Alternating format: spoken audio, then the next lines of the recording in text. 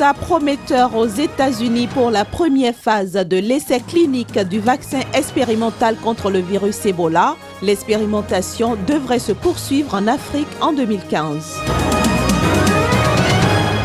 Les pays francophones doivent investir plus et mieux dans la santé pour de meilleurs résultats. C'est ce qui ressort de la 30e session de la conférence des ministres qui se tire en marge du sommet de la francophonie. Affrontement hier entre policiers et étudiants au Maroc. Ils entendaient protester contre un projet de durcissement de la loi pénale visant à combattre les violences à l'université. À l'instant, les titres que nous allons développer dans cette édition. Madame, Monsieur, bonjour et bienvenue. Nous commençons par les États-Unis. Le premier vaccin expérimental contre le virus Ebola faisant l'objet d'un essai clinique aux États-Unis donc a été bien toléré et a déclenché une bonne réponse immunitaire. C'est ce qui ressort des premiers résultats prometteurs publiés mercredi. Le directeur de l'Institut des allergies et des maladies infectieuses n'a toutefois pas précisé quand ce vaccin pourrait être prêt à être distribué. Les essais qui avaient commencé avec 20 volontaires en bonne santé âgés de 18 à 50 ans se poursuivront avec un plus grand nombre de personnes. Ce sera en Afrique de l'Ouest en 2015. En Sierra Leone, des personnels impliqués dans la lutte contre l'épidémie d'Ebola à Kenema, dans l'est du pays, ont été licenciés. Ceci pour avoir abandonné des corps dans les rues à l'occasion d'une grève qu'ils ont organisée pour réclamer le paiement de primes de risque.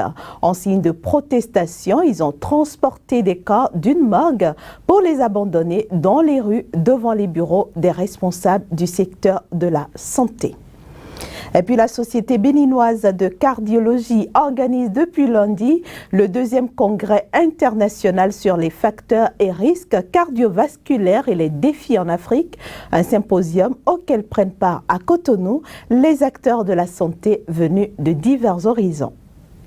Plus de 300 spécialistes de la santé sont présents à cette grande rencontre de partage de connaissances. Au cœur des débats, toutes les préoccupations liées à la cardiologie. La maladie thromboembolique veineuse, par exemple, est un problème très sensible à la base de moult réflexions. Il y a deux noms qui se cachent sous ce thème, le thème de phlébite, c'est-à-dire quand le sang coagule dans les veines étant les conduits qui ramènent le sang depuis les orteils, depuis la périphérie jusqu'au cœur.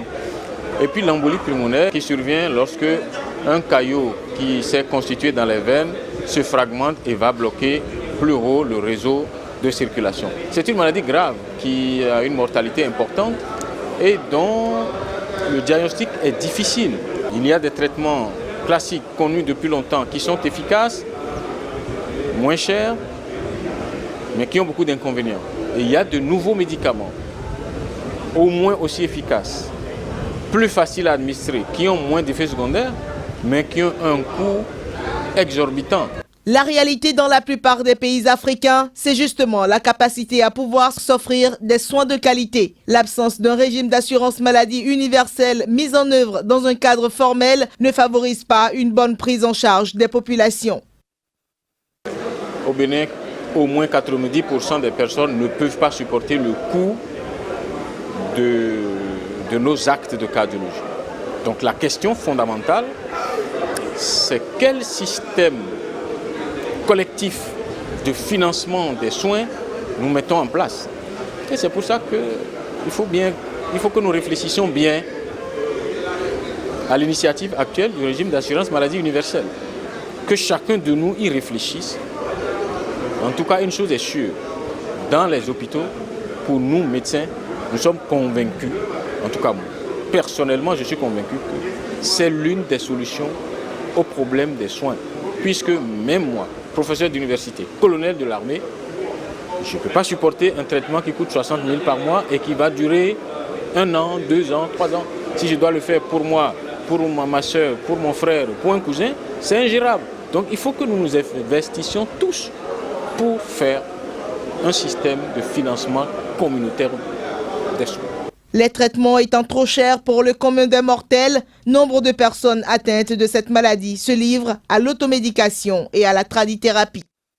Plusieurs responsables gouvernementaux et d'organisations internationales réunis mercredi à Dakar au Sénégal ont estimé que les pays francophones devaient investir plus et mieux dans la santé pour de meilleurs résultats dans ce secteur. C'est dans le cadre de la 30e session de la conférence des ministres qui se tient en marge du sommet de la francophonie prévu pour les 29 et 30 novembre prochains à Dakar au Sénégal. Plus de précisions ici avec Madi Berthe, il est le correspondant de Sika TV au Sénégal.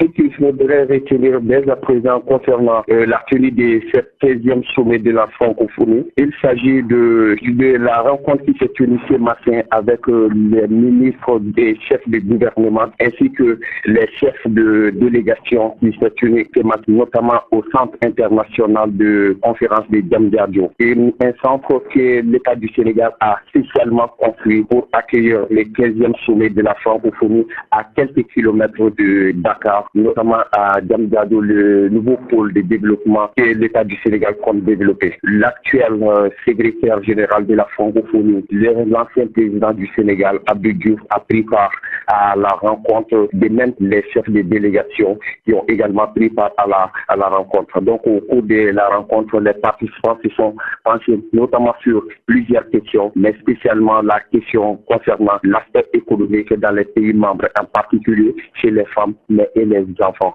dans l'espace francophone. Il est important également de comprendre que le ministre sénégalais des Affaires étrangères, Mankeur Dieng, a fait un plaidoyer, je cite, sur une redynamisation des échanges entre les différents pays par la création des conditions de coopération au sein de l'espace francophone, afin de faire en sorte que les populations puissent tirer profit du développement qui représente le pays et le gouvernement de la francophonie. Hormis cet aspect, il a été développé notamment également l'emploi des jeunes, la question de la protection des femmes contre les violences, mais également la stabilité du continent. Mais vous n'êtes pas sans savoir que le virus Ebola qui sévit dans la partie ouest africaine cause énormément de dégâts, non seulement sur l'aspect économique, mais sur les pertes à vie humaine. Cheikh Berthe, je vous remercie. De rien.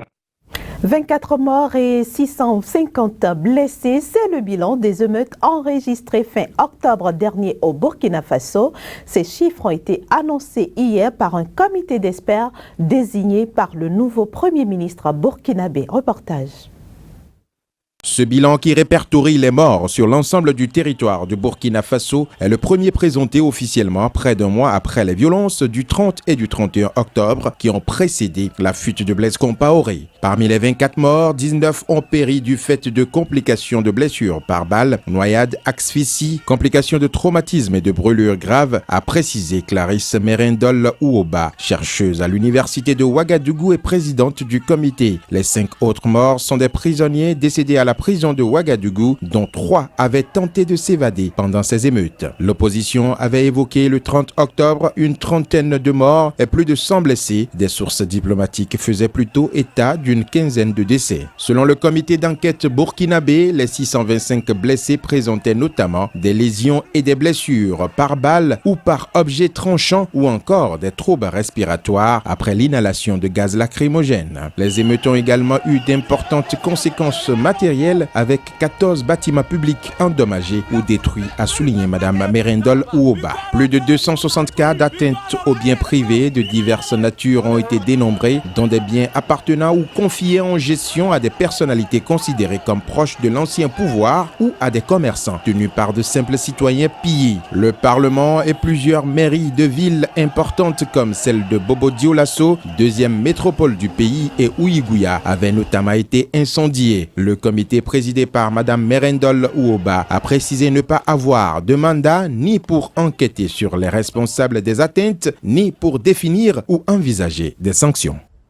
Au Maroc, une manifestation d'étudiants a été dispersée mercredi par la force à Rabat. Ces étudiants entendaient tenir un sit-in devant le Parlement marocain. Objectif, protester contre un projet de durcissement de la loi pénale visant à combattre les violences à l'université.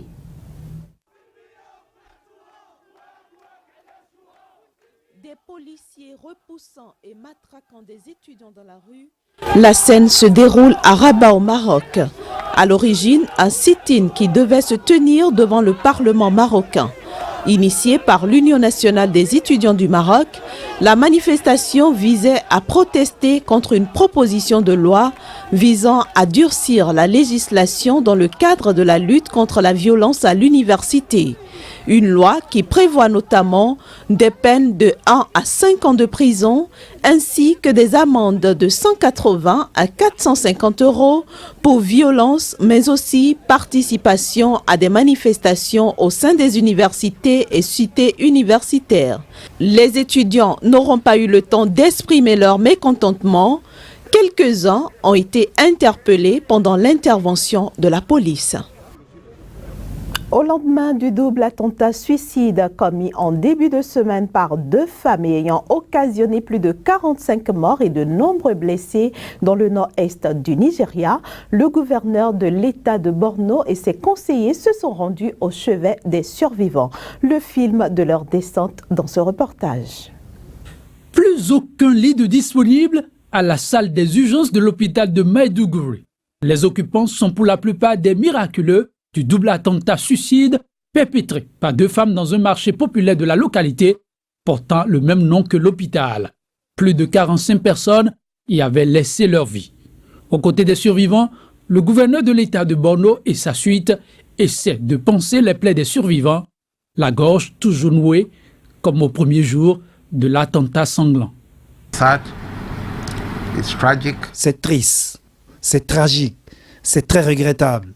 Mais je suis un éternel optimiste. Je crois qu'avec le temps, cette folie finira. Ces derniers mois, les femmes kamikazes ont multiplié les attentats au Nigeria. En juin déjà, une kamikaze, la première au Nigeria, s'était fait exploser devant une base militaire dans le nord-est. Un peu plus tard, le même mois, une autre femme avait été soupçonnée d'avoir participé à un double attentat dans le port de Lagos. En juillet à Kano, la plus grande ville du nord du Nigeria, une vague d'attentats suicides perpétrés par des jeunes filles avait semé la psychose. Plus récemment, des attentats suicides ont été perpétrés par des femmes dans l'état de Bauchi, toujours dans le nord-est et près de la capitale, Abuja dans l'ouest. L'attentat de Maiduguri n'a pas encore été revendiqué, mais la capitale de l'état de Borno, où Boko Haram a été fondé il y a plus de 10 ans, a fréquemment été attaquée par des islamistes. Madame, Monsieur, ce sera tout pour cette édition. Merci de nous avoir reçus chez vous.